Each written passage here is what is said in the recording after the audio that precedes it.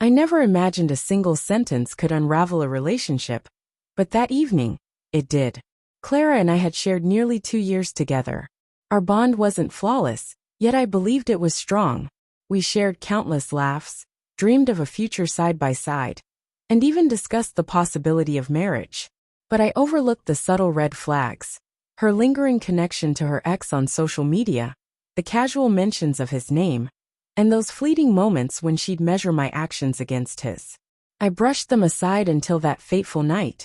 The argument began over something trivial, as most devastating fights do. We were debating our weekend plans. Clara wanted to attend a lively gathering with her friends, while I craved a calm evening at home. It was a minor clash of desires, nothing monumental. But then she let out a sharp laugh and said, "You know, Mark would never be this dull. He always knew how to have fun." Mark, her ex. Her words hit me like ice. For a moment I doubted my ears. But when I saw her defiant expression, her chin tilted as if challenging me to respond, I knew she'd meant every syllable. That wasn't a mistake. It was a deliberate strike. My chest tightened, but I forced a steady breath, trying to contain the fury rising within me. "What did you just say?" I asked, my voice low.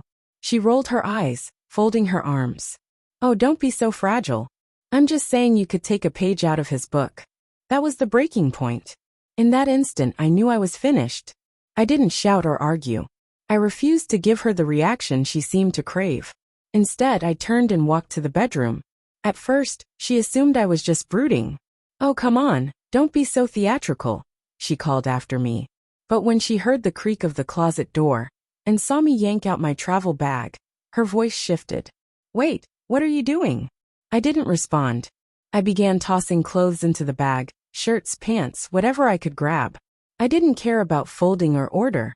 I just needed to leave. She rushed into the room, her face drained of color. Okay, I didn't mean it like that. It was a stupid thing to say. Babe, you're blowing this out of proportion." I finally met her gaze, and for the first time, I felt nothing. No affection, no rage, just a hollow void. "You should have considered that before you spoke." Her eyes widened in disbelief. "You're not seriously leaving over this, are you?" I zipped the bag shut. "Watch me." She grabbed my sleeve. "Please, this is absurd. You're not actually walking out." I gently pulled away. "You don't understand, do you? It's not just the words. It's what they reveal." Her lip quivered. "What do they reveal?" I hoisted the bag onto my shoulder. "That I've been nothing but a stand-in." The weight of my words struck her. I saw it in her face, the dawning guilt, the sudden fear. "Wait, where are you going?" she asked, her voice breaking. I didn't answer. I grabbed my car keys and headed for the door.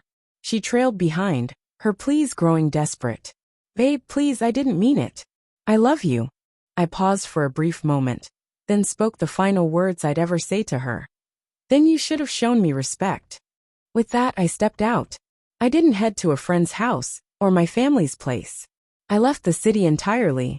I drove for hours, checked into a roadside motel, and powered off my phone.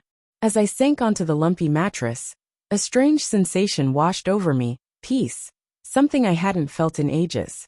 I never replied to Clara's messages or returned her calls. I vanished from her world as if I'd never existed. And the truth is, I never looked back. Not that night. Not the next morning when I woke in that dingy motel room, with only a haphazardly packed bag, and the weight of silence around me. Not even when my phone buzzed endlessly with missed calls and texts. Some remorseful, some furious, some pleading for me to just talk. I ignored them all. I stepped outside, the cool morning air brushing my skin like a new beginning.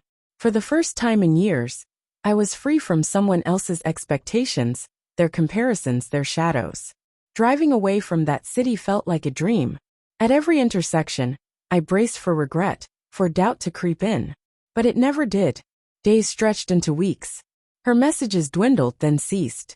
It was as if I'd ceased to exist in her reality, just as she had in mine. I carved out a new life. A new home, new habits. A new self that didn't have to vie with a ghost from her past. As for Clara, maybe she came to terms with what she lost. Maybe she moved forward. Or maybe she's still judging every man against a history she can't release.